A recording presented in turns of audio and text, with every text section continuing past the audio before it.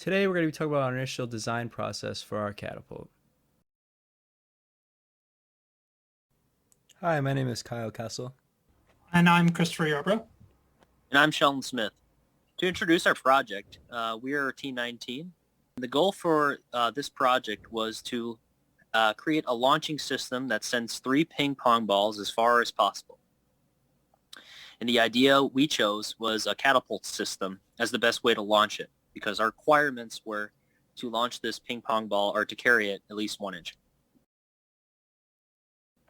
So the first concept drawing was my own, and it was an automatic catapult launcher that uses a cam that is able to draw back the launching arm. This used an automatic feeding system that was powered by gravity. So as the launching arm was pulled back by the cam, the launching arm engaged a trapdoor on the feeding tube, and this dropped the balls into the launching arm's ball position. This was a very simple design, and it was easy to develop and create the base for possible future building. As seen in the SolidWorks models, the cam draws back the launching arm by rubber bands, and that engages the feeding door. Next is Chris's design, Design B. For my design, the basic idea here was I wanted to remove the timing mechanism from all of it. So it has a constantly rotating paddle wheel, sort of like on the end of a paddle boat, that pulls down the catapult arm. And then the catapult arm shoots up. It has a spork-like design that gives it openings in the arm itself that allows it to go through the rails that the balls are going to be all loaded on, and it will be able to grab the balls one by one and launch them out accordingly. And then once it launches the ball, gravity will pull the arm back down, and that will allow it to cycle through again. As can be seen in the SolidWorks model, the actual mechanism of it was similar to a train's wheel that made it where the paddle wheel is constantly rotating at the same rate as the input motor.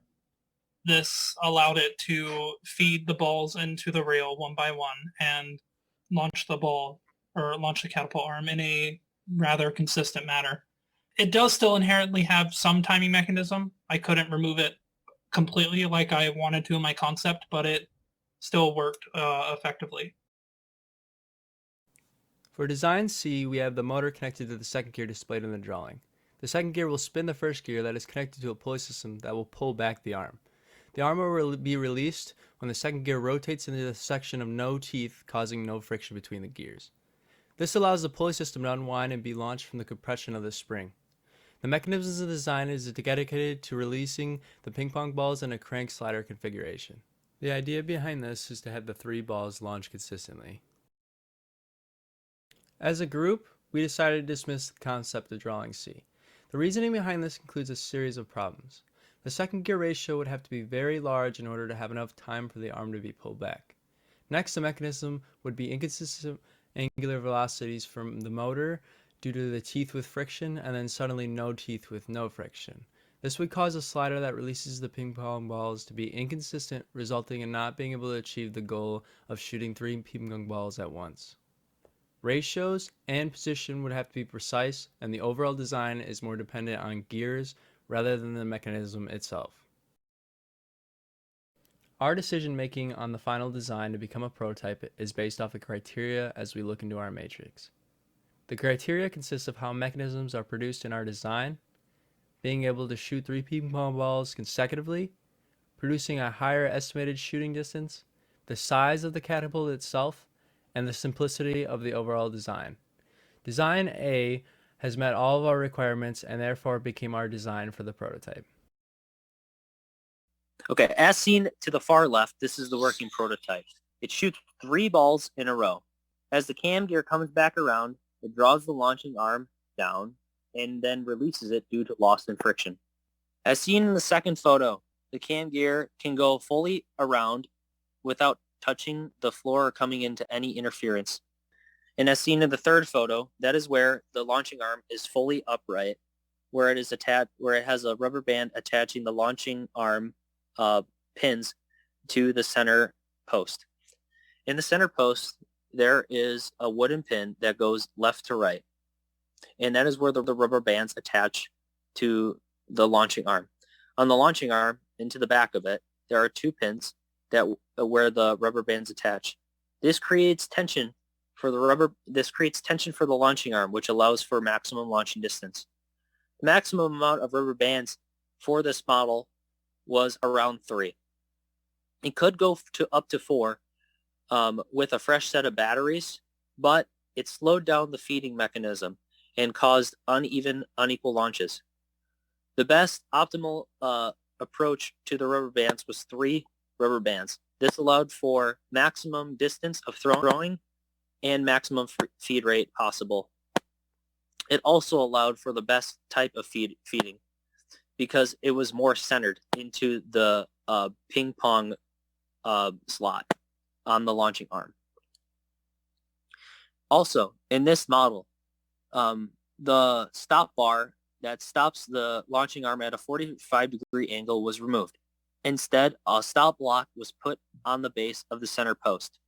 This allowed for the launching arm to release at an optimal angle, increasing the amount of distance that the ping pong balls could be thrown at. Our mechanism was a relatively simple crank mechanism. Our input omega was the rotational speed of our motor, which we measured at around 28 revolutions per minute, which translates into 2.932 radians per second counterclockwise. Using this, we can apply the IC method for lengths AB, assuming our A, which is the point where our motor is connected to the cam, to be fixed, and VB moving perpendicular to that link. That allowed us to find the velocity as 13.664 inches per second.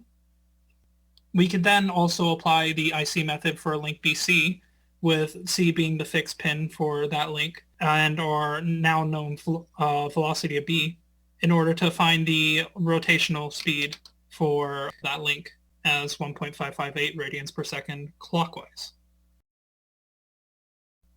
For our accelerations, we need our acceleration of B, so we use both links AB and links BC. In order to keep the calculations uniform, we put this in normal tangential components. The normal components of our accelerations can be found as shown in the PowerPoint slide as the respective angular rotational speed of that link times its link length. Our tangential components are found by using our currently unknown angular acceleration for that link and its respective link length. For the angles of each length, that is found using the inverse tangent of the y component over the x component of our link length, as shown in the PowerPoint slide. For the acceleration of B, we apply general planar equations that allowed us to use our known acceleration of our fixed pins A and C and their respective acceleration of B with respect to A. Now, since we know that the acceleration of A and C are both 0, the acceleration of B with respect to A should be equal to the acceleration of B with respect to C, which is found using the normal and tangential components of their accelerations shown below for links BC and links AB. Using these two equations, we are able to solve for the angular accelerations of both the links. For the angular acceleration of link BC, we have found it to be 44.685 radians per second squared. It is positive, which means that our assumed counterclockwise direction is correct. For the angular acceleration of links AB, it was found to be a negative 14.403 radians per second squared. Because it is negative, that means the initially assumed counterclockwise direction should actually be clockwise. Using this, we're able to find the acceleration of B in its component form shown on the PowerPoint slide. For its magnitude, it is found to be 73.9306 inches per second squared, angled 10.415 degrees in quadrant 3, which is down from the negative x-axis. Future improvements. One thing we'd want to improve in order to increase the distance of the automatic ping pong launcher would be a more powerful motor. The more powerful the motor, the greater amount of rubber bands that could be added, which would increase the amount of distance. Another thing that would like to be added to increase the throwing distance of our mechanism would be to change the actual cup that holds the ping pong balls into a curved piece, kind of like a dog ball thrower. This would increase the moment arm, which increases the amount of distance that the balls could be thrown. It also would provide more accuracy, as to the balls would be centered inside of that curved piece, and it would throw more precisely. Another thing would be to improve the feeding system to make loading more consistent. One thing I'd like to do would be to make the groove deeper into the feeding mechanism. This would allow the balls to be more centered as they roll into the launching arm's curved piece. This would allow for more consistent throwing, and also it would allow for a better position for the balls to start, which would increase maximum distance of throwing. In conclusion, our model performed very well. It launched a maximum distance at the test of 7 feet, 10.5 inches on average. Usually it would launch around 7 feet. And the project was a very useful exposure to the design process. There are many things that we had to scrap for ideas or change and improve the actual models that we had made firsthand. One thing that I thought was going to be easy to create was the base for my model, but many times I would have to scrap the pieces of wood that I had made to make better and new ones. Also, I had to use wood glue to fasten and to put most of the base pieces together. It also exposed the group more to 3D printing. The cam part needed to be 3D printed, and also the power transfer, which is the part that directly attached to the motor shaft and that attached to the cam. These parts needed to be 3D printed. Another part that needed to be 3D printed was the ball funnel and the feeding device. These parts needed to be 3D printed because of their complexity, and it also saved time. While those parts were being printed, other parts were being worked on. Another thing we did was we picked which idea works best based on its features. This allowed us to look at each design individually and decide which design worked best for the time that we had, and also for the amount of complexity that we could actually make. And then the useful experiences in manufacturing devices was 3D printing and also making the parts out of wood. It was useful because these skills could be developed during this time, like woodworking, that would help us make useful prototypes in the future.